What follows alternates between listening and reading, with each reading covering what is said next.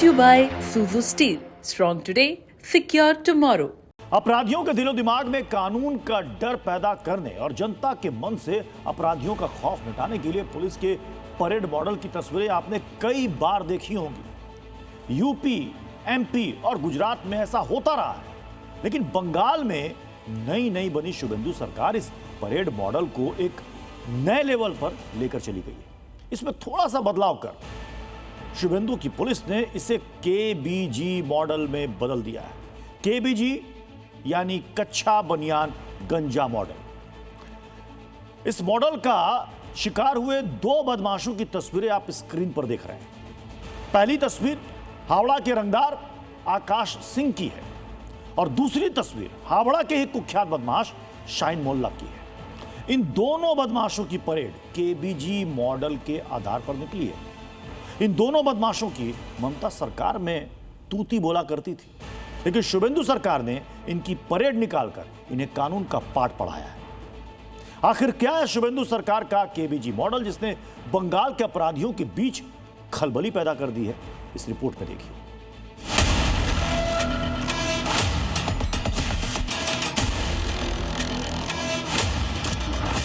Past is past, छोड़ दीजिए। अभी गुंडागर्दी बंगाल में खत्म।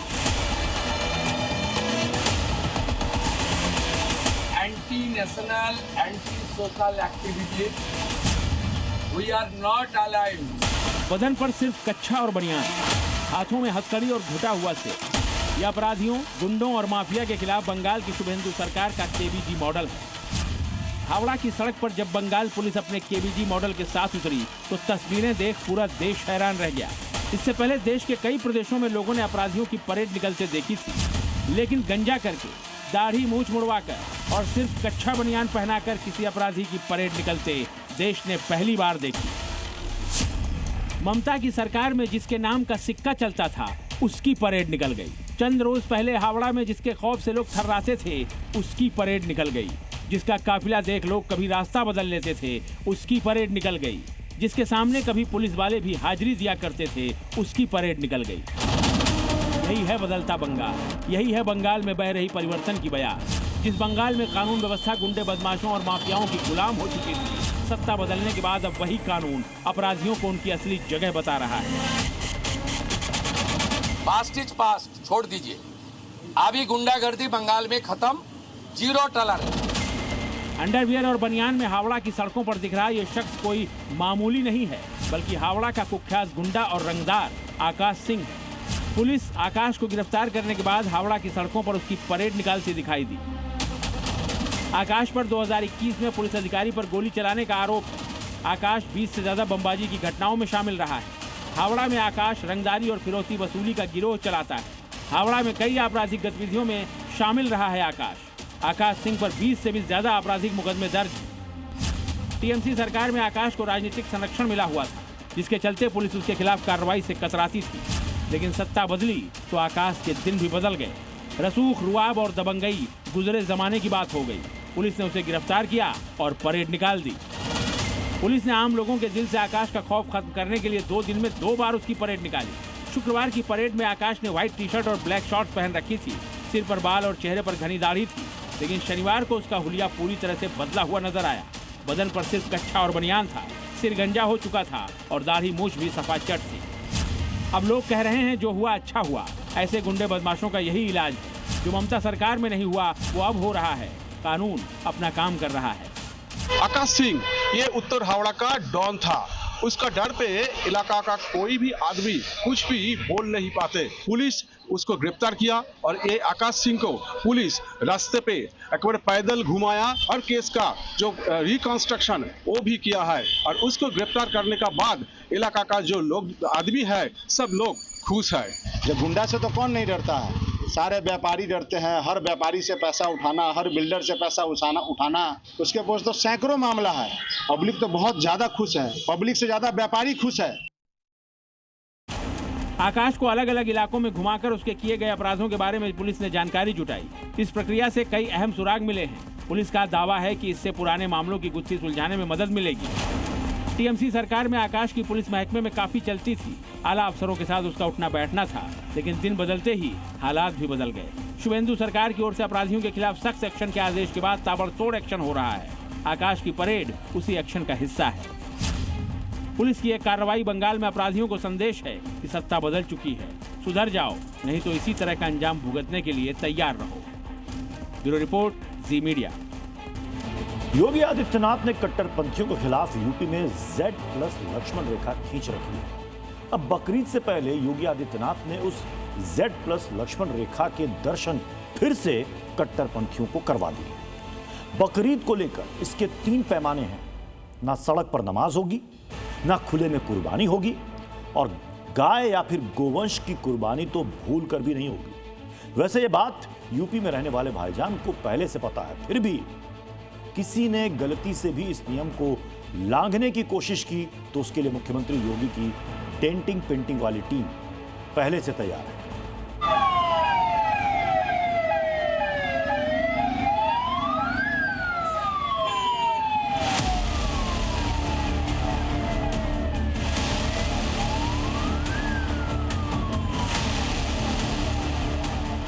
फोर्स तैयार है, हाथों में लाठी है। मस्जिद ईदगाह के बाहर पुलिस का पहरा है। बकरीद आने में वक्त है, लेकिन उससे पहले ही यूपी के हर संवेदनशील इलाकों में योगी आदित्यनाथ ने चाक चौबंद तैयारियां कर दी है। लोग मुझसे पूछते हैं, साहब आपके यहाँ यूपी में क्या सड़कों पे सचमुच नमाज नहीं होती? मैं कहता हूं कतई नहीं होती है, आप जाके देख लो। मुख्यमंत्री योगी आदित्यनाथ के शासन में खुले में नमाज तो बिल्कुल बंद है, फिर भी कुछ लोगों के मन में सड़क पर नमाज को लेकर किंतु परंतु है। तो ऐसे लोगों के लिए योगी आदित्यनाथ ने रविवार को एक मीटिंग की। मीटिंग प्रदेश के पुलिस और प्रशासन के अफसरों के साथ थी। उन्होंने मीटिंग में एक बार फिर अधिकारियों को मैसेज दे दिया कि नमाज सिर्फ मस्जिद और ईदगाह में ही होगी। सड़क रोककर नमाज किसी भी हालत में नहीं होगी। सार्वजनिक जगहों पर कुर्बानी नहीं होगी।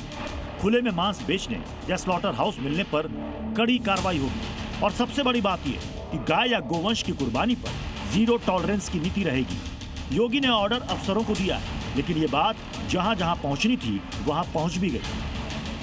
अरे सड़कें चलने के लिए है या कोई भी व्यक्ति आकर के चौराहे पे आके तमाशा बना देगा? क्या अधिकार है उसको सड़क रोकने का? बकरीद पर योगी के बनाए नियम को कोई तोड़ने की हिम्मत ना कर सके, इसके लिए शहर शहर फ्लैग मार्च किए जा रहे हैं। तस्वीर पूर्वांचल के महाराजगंज जिले की है। महाराजगंज नेपाल सीमा से सटा हुआ इलाका है, संवेदनशील जिला है, इसलिए यहाँ पर पुलिस फोर्स चौकन्ना है और मुस्लिम मोहल्ले में घूम रही है।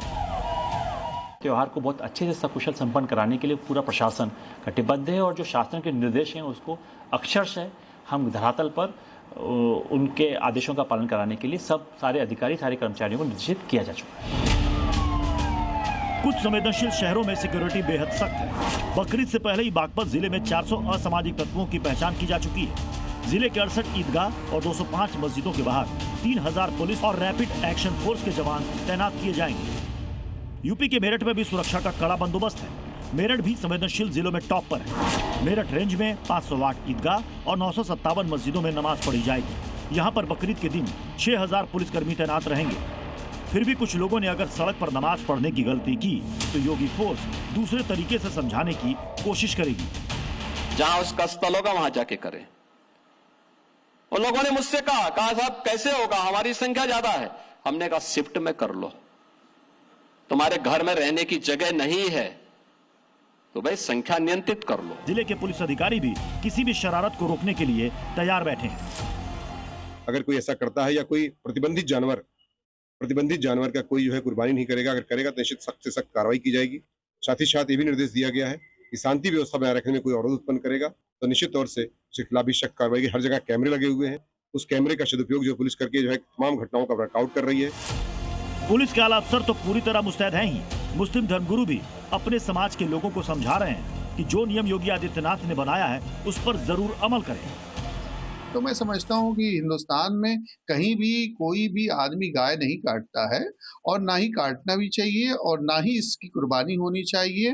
और लोगों को उसके जो सब्स्टिट्यूट जानवर हैं जिसको सरकार परमिट करती है उस और सरकार की जो गाइडलाइन है उसके मुताबिक लोगों को कुर्बानी करना चाहिए। जेड फ्लैग सुरक्षा से फ्लैग मार्च करा रहे हैं, ये भी अच्छी बात है। तो माननीय योगी जी जो भी आदेश देते हैं उनका पालन यहाँ का मुसलमान सुरक्षा की दृष्टि से भी प्यार मोहब्बत से भी देखते हुए मानता है।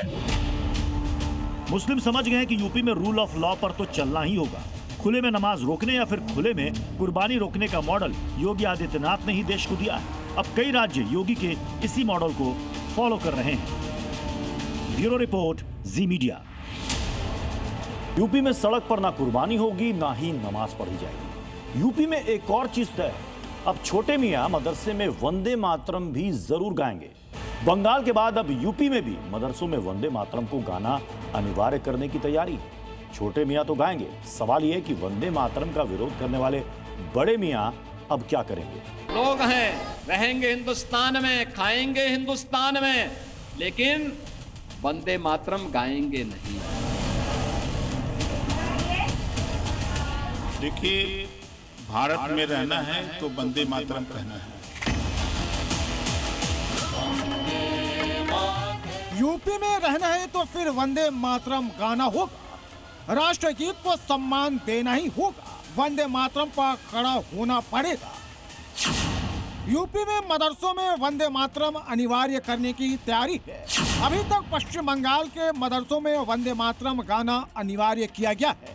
योगी सरकार का आदेश आने के बाद यूपी के मान्यता प्राप्त मदरसों के बच्चे भी वंदे मातरम गाना शुरू कर देंगे।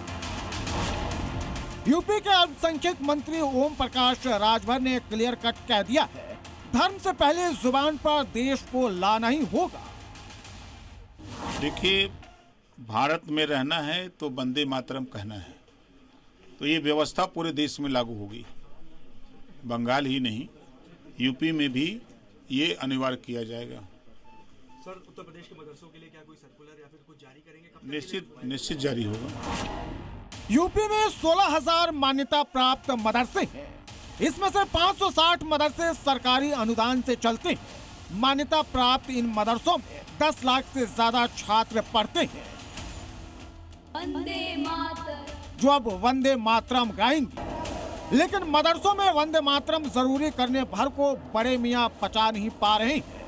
खुद को मुस्लिम धर्म का ठेकेदार कहने वाले मियां भाई को मिर्ची लग गई है। ये हाल तब है जब अभी तक कोई सर्कुलर नहीं आया है कि अगर कोई पढ़ना चाहे पढ़े और अगर कोई नहीं पढ़ना चाहता है तो न पढ़े।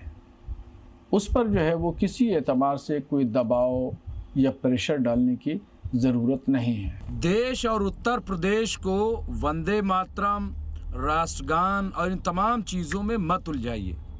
आप ये बताइए कि स्कूल हों, मदरसे हों या और तमाम इदारे जो हैं, उनके लिए आपकी सरकार कर क्या रही है? मदरसों में वंदे मातरम इसलिए जरूरी ताकि बच्चों में देश प्रेम की भावना भरी जा सके और कट्टरपंथी सोच वाली जड़ें उखाड़ी जा सके, देश विरोधी साजिश का अड्डा बनने से रोका जा सके। ये कहने के पीछे कुछ उदाहरण हैं जो अकेले यूपी से सामने आए हैं। 2024 में प्रयागराज के एक मदरसे में जाली नोट छापने का खुलासा हुआ था। उसी मदरसे से आरएसएस के खिलाफ नफरत फैलाने की साजिश का भी खुलासा हुआ था। 2024 में सर्वे के दौरान यूपी के 80 मदरसों में विदेशों से करोड़ों रुपए की फंडिंग के सबूत मिले थे। इसी साल अप्रैल में संत कबीर नगर में आतंकी संगठनों से कथित संबंध होने के बाद मदरसे को बुलडोजर से ढहाया गया था। बिस्मिल्लाहिर्रहमानिर्रहीम। मदरसे देश विरोधी गतिविधियों का अड्डा न बन जाए, इससे बचाने के लिए वंदे मातरम को अनिवार्य करने की तैयारी हो रही है। जब जब मुस्लिम संस्थानों में भाईजान को वंदे मातरम गाने को कहा गया, भाईजान राष्ट्रगीत का विरोध करने लगते और इस बार भी मियां भाई उसी टेक्निक पर काम कर रहे हैं। हालांकि कई मुस्लिम ऐसे भी हैं जिन्हें वंदे मातरम गाने पर कोई ऐतराज नहीं है। योगी आदित्यनाथ की मंशा है कि यूपी के मदरसों में कट्टर सोच की बजाय छात्रों को आधुनिक शिक्षा दी जाए। इसी कोशिश में वो मदरसों के डीएनए को बदलने की तैयारी कर रहे हैं।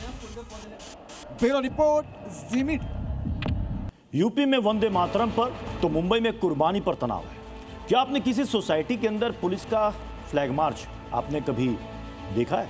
नहीं देखा होगा, सुना भी नहीं होगा। लेकिन आज हम आपको सोसाइटी के अंदर फ्लैग मार्च करते हुए पुलिस वालों को दिखाएंगे। आखिर ऐसा क्या हुआ कि ईद से पहले मुंबई पुलिस को सोसाइटी में फ्लैग मार्च करना पड़ा? देखिए इस रिपोर्ट में।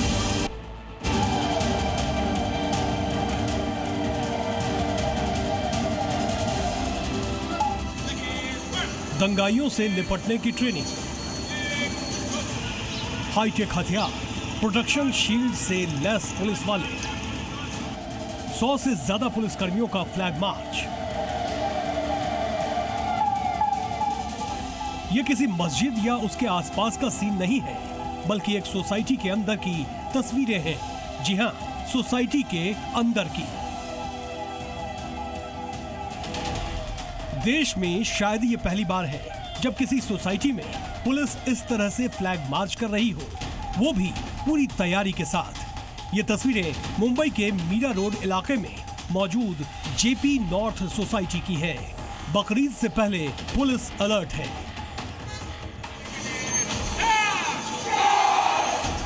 पुलिस वाले बकायदा दंगाइयों से निपटने की तैयारी कर रहे हैं ताकि दंगाइयों को सही तरीके से और सही समय सबक सिखाया जा सके। ये दंगाइयों को देवा भाव की पुलिस का चैलेंज है। अगर माहौल खराब करोगे तो तोड़ दिए जाओगे। सोसाइटी के अंदर पुलिसकर्मी तैनात हैं। गेट पर प्राइवेट बाउंसरों की ड्यूटी भी लगा दी गई है ताकि सोसाइटी में मियां भाई बकरों की कुर्बानी न कर सकें, चुपके से बकरे को सोसाइटी के अंदर न ला सकें। और जो सामने आपको कैनोपी दिखाई दे रही है, वहाँ वो पुलिस जो कर्मी हैं वहाँ आपको बैठे हुए दिखाई दे जाएंगे। हर गेट पर पुलिस कर्मियों के लिए इस तरह कैनोपी बनाई गई है जहाँ पे पुलिस बैठी हुई है। और ये इस तरह के जो बाउंसर्स हैं उनको तैनात यहाँ पर किया गया है। हर आने जाने वाले से वो यहाँ पर रोककर पूछताछ की जाती है, उसकी गाड़ियों की चेकिंग की जाती है, उसका ID कार्ड तक यहाँ पर लिया जाता है। तो ये जो एक चीज़ देखने के लिए मिल रही है लगातार। सुबह सुबह पुलिस दस्ते को देखकर लोग डर गए। आखिर इतनी पुलिस क्यों आई है? लेकिन बकरीद पर कुर्बानी को लेकर कोई बवाल न हो, इसको लेकर देवा भाव की पुलिस फुल एक्शन में है। सेंसिटिव सोसाइटी के अंदर गेट पर 24 घंटे पुलिस तैनात है। 2023 और 2024 में इसी सोसाइटी में बकरीद पर बकरे की कुर्बानी को लेकर जमकर बवाल हुआ था। कुर्बानी को लेकर हिंदू और मुस्लिम पक्ष के लोग आमने सामने आ गए थे। आधी रात को पुलिस को मोर्चा संभालना पड़ा था। इस बार मुंबई पुलिस पहले से ही अलर्ट मोड में है ताकि सोसाइटी के अंदर मियां भाई फिर से बकरे की कुर्बानी कर माहौल खराब न कर सकें। ये ऑब्जेक्शन ये था कि यहाँ बकरा पैसेज में जाओगे तो पालोगे पूरा, कल को कोई बोलेगा हम मुर्गी रखेंगे, ये रखेंगे, तो ये सब सोसाइटी में ये सब चीज़ नहीं चलता है ना। JP north garden city complex में करीब 5000 फ्लैट्स हैं, जिनमें से लगभग 400 मुस्लिम परिवार रहते हैं, जबकि 4500 के करीब हिंदू परिवार रहते हैं। गाड़ी आ रही है उसके अंदर कुछ सामान, कुछ ऐसा जो नहीं रहना चाहिए वैसी चीजें। बकरे कोई नहीं ला पाए। बकरे ना ला पाए और कोई ऐसा। देखिए बड़ी ताज्जुब वाली घटना है। ये तमाम जितने भी बाउंसर हैं इस तरह यहाँ पर, ये देखिए इतने बड़े बड़े तमाम जो लोग हैं यहाँ पर, उनको कहा गया है कि आपको यहाँ पर किसी भी तरह का कोई भी बकरा या नहीं आना चाहिए। इस बार महाराष्ट्र में भी ना तो खुले में कुर्बानी होगी, ना ही नमाज। 2023 और 24 में यही शख्स सोसाइटी में बकरा लेकर आया था और बकरे की कुर्बानी देने की कोशिश की थी, जिसके बाद माहौल खराब हुआ था। बकरा ईद को निशाना इसीलिए बना जाता है कि एक बार जो इंसिडेंट हुई थी, जब वो टाइम पे पेट पॉलिसी नहीं थी, वो टाइम पे गोश्त रखने के लिए हमने लाए हुए थे। उसके बाद में पेट पॉलिसी बन गई, तो उसके बाद में हम देखा आपने 24 में भी शांतता था, 25 में भी, 26 में भी शांतता रहेगा। बट ये अननेसेसरी सारी चीज़ करना गलत है। मैसेज क्लियर है, जो भी कुर्बानी के नाम पर हिंदुओं के सेंटिमेंट को हर्ट करेगा, माहौल खराब करने की साजिश रचेगा, फिर उसका ट्रीटमेंट मुंबई पुलिस जरूर करेगी। मुंबई से अंकुर त्यागी के साथ ब्यूरो रिपोर्ट, जी मीडिया। एक तरफ देश में नदियों को साफ करने की मुहिम चल रही है, तो वहीं दूसरी ओर कट्टरपंथी नदियों को बूचड़खाना बनाने की साजिश कर रहे हैं। गाजियाबाद की मेयर ने ऐसी एक साजिश का पर्दाफाश किया है। यहाँ एक मदरसे के मौलाना के इशारे पर हिंडन नदी में कथित गोमांस फेंकने की तैयारी हो चुकी थी, वो भी नाबालिग बच्चों के जरिए। सोचिए, लेकिन ये साजिश नाकाम हो गई। कैसे? देखिए इस रिपोर्ट। तो यहाँ पे मतलब हिंडन नदी के अंदर मार फेंकने बच्चों को भेजा है। जब मदरसे को लगाओ सील और उसे पकड़वा लो तो मदरसा चलाता है। गाजियाबाद की मेयर सुनीता दयाल बेहद गुस्से में हैं, लाल पीली हो रही हैं। वजह है ये दो बच्चे जिनके हाथों ने साइकिल थाम रखी है और साइकिल के कैरियर पर पीले रंग की बोरी में बंद है गाय का मांस। जी हाँ, दावा तो यही किया जा रहा है कि ये बच्चे हिंडन नदी में गाय के अवशेष फेंकने आए थे। आए क्या थे? इन्हें भेजा गया था। हिंडन को अपवित्र करने वाली साजिश, हिंडन नदी में गोमांस फेंकने वाला प्लान। मेयर सुनीता दयाल इलाके के दौरे पर निकली थी। इसी दौरान इंदिरापुरम इलाके में कनामनी गांव के पास इन दो बच्चों की संदिग्ध हरकतें देख रुक गईं। पूछताछ की तो पता चला कि वो हिंडन में गाय के अवशेष फेंकने की फिराक में थे। पुष्टे पे ही यहाँ पर एक डंपिंग ग्राउंड बनाया गया है जहाँ पर लोग कूड़ा फेंकते हैं। आप यहाँ तस्वीरें देखेंगे, कूड़ा जो आसपास के लोग हैं यहाँ फेंक देते हैं और यहीं पर उस मांस के टुकड़े को फेंकना था। शुरुआती पूछताछ में बच्चों ने बताया कि वो कनावनी इलाके में संचालित एक मदरसे में तालीम ले रहे हैं। मदरसे के मौलाना ने इन्हें मांस फेंकने के लिए भेजा था। भेजा किसने? कौन है मदरसे में? कौन है? बात सच सच बता दे बेटा। उस्ताद कौन है तेरा? नाम बता। उसने कह के भेजा भाई तो बच्चे कारिशमीम नंबर बता। इसका नंबर होगा तुझे सब याद है। हिंदू संगठनों का आरोप है कि हिंडन बैराज के पास पहले भी मांस फेंके जाने की घटनाएं सामने आ चुकी हैं। इसके बावजूद पुलिस कोई कार्रवाई नहीं करती। इस पर मेयर सुनीता दयाल भड़क गईं और पुलिस की कार्यशैली पर नाराजगी भी जताई। मेयर की शिकायत पर पुलिस ने आरोपी मौलाना को फिलहाल हिरासत में ले लिया है। उससे पूछताछ हो रही है। उसने मांस वाली बात तो कबूली है, लेकिन गोमांस होने की बात से इनकार किया है। उसमें चर्बी और जो है कीमा था थोड़ा, एक पैकेट जो है, और ऊपर से कचरा था। वो बनाने के लिए दिया था, वो ख़राब निकला। जो ख़राब तो खिला नहीं सकते, वही बच्चे, बल्कि हमने फेंकने के लिए भी नहीं कहा था, वो कचरा यहाँ जमा था। तो बच्चे ले करके जो है साइकिल पे घूमने के बहाने ले करके चले गए। इतने में यहाँ से निकलते हैं ये लोग जो है आरएसएस वाले जो है ये फ़ोन कर देते हैं मेयर को, और उधर से 2 मिनट के अंदर जो इन्हें कचरा फेंकते भी नहीं बच्चे, और जो वो सब सारे इकट्ठे हो जाते हैं, जमा हो जाते हैं सारे। होने के बाद जो इनसे कहलवाया जाता है कि ये बोलो जो ये गाय के मीट है। रविवार को सामने आए मामले में पुलिस ने पकड़े गए मांस को जांच लैब में भेजा है, ये पता करने के लिए कि बरामद मांस गोमांस है या नहीं। पुलिस के द्वारा मौके पर पहुंचकर उक्त मांस सहित बोरी को कब्जे में लिया गया तथा इसे आवश्यक परीक्षण हेतु भेजा जा रहा है। इस प्रकरण में पूछताछ के आधार पर एक व्यक्ति को हिरासत में लिया गया है। पूरे प्रकरण में पूछताछ साक्ष्यों के आधार पर अग्रिम वैधानिक कार्रवाई सुनिश्चित की जाएगी। इस बीच मेयर सुनीता दयाल ने पुलिस प्रशासन को चेतावनी दी है कि अगर इस मामले में कोई कार्रवाई नहीं की गई या किसी भी आरोपी को बिना जांच के छोड़ा गया तो वो पूरा थाना सस्पेंड करा देंगी। आरोपी मौलाना पुलिस की हिरासत में है, उससे पूछताछ की जा रही है। इंतजार जांच रिपोर्ट आने का है। अगर पुष्टि हो गई कि बोरियों में गोमांस था जिसे हिंडन में फेंका जाना था तो इस मामले की फिर गहराई से जांच की जाएगी। फिलहाल इस घटना के सामने आने के बाद से हिंदू संगठनों में बड़ा आक्रोश है और इलाके में तनाव पसरा हुआ है। ब्यूरो रिपोर्ट, जी मीडिया। यूपी में अपराधी अगर बुलेट चलाएगा तो पुलिस की बुलेट का शिकार तो होगा। बुलेट के बदलापुर की 2 तस्वीरें सामने आई। अलीगढ़ से लेकर जौनपुर तक योगी फोर्स ने 24 घंटे में वो तगड़ा प्रहार किया है जिससे पाताल में छिपे गुंडों के पैर भी कांप उठे। पुलिस मुठभेड़ में 3 कुख्यात ढेर हो चुके हैं। साफ संदेश दे दिया गया कि यूपी में अब सिर्फ और सिर्फ कानून का राज चलेगा।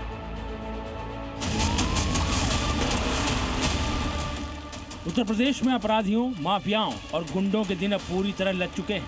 मुख्यमंत्री योगी आदित्यनाथ का संदेश बिल्कुल साफ, सीधा और लाउड है। या तो अपराध छोड़ दो या फिर उत्तर प्रदेश छोड़ दो, क्योंकि अगर राज्य में अपराध करने की हिमाकत की तो योगी फोर्स का एक्शन ऑन द स्पॉट होगा।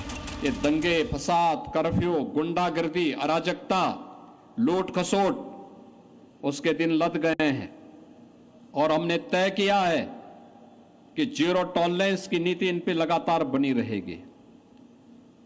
किसी भी गुंडे को और किसी भी माफिया को उत्तर प्रदेश की धरती में पनपने नहीं देंगे, और अगर उसने पनपने का दुस्साहस किया तो उसकी जहां जगह होगी वहां उसको जरूर पहुंचाएंगे। बीते कुछ घंटों में यूपी के 2 अलग अलग जिलों में पुलिस ने वो तगड़ा प्रहार किया है जिससे प्रदेश के अपराधियों में हड़कंप मच गया है।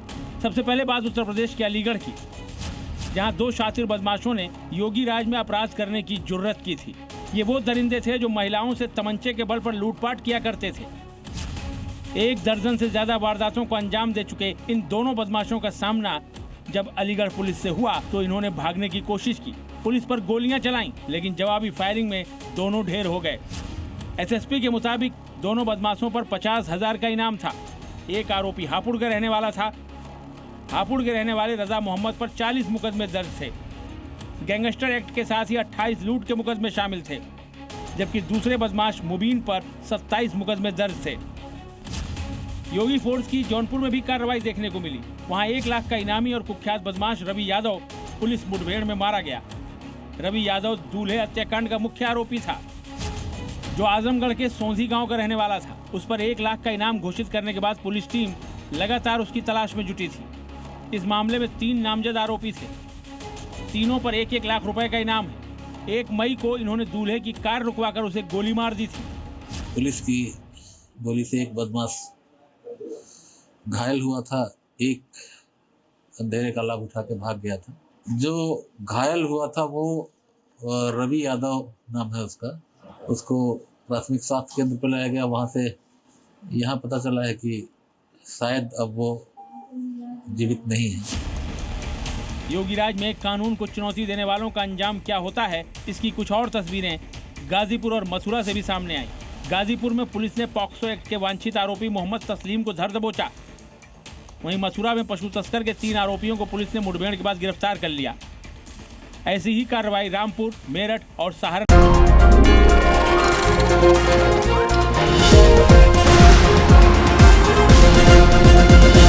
Brought to you by Suzu Steel. Strong today, secure tomorrow.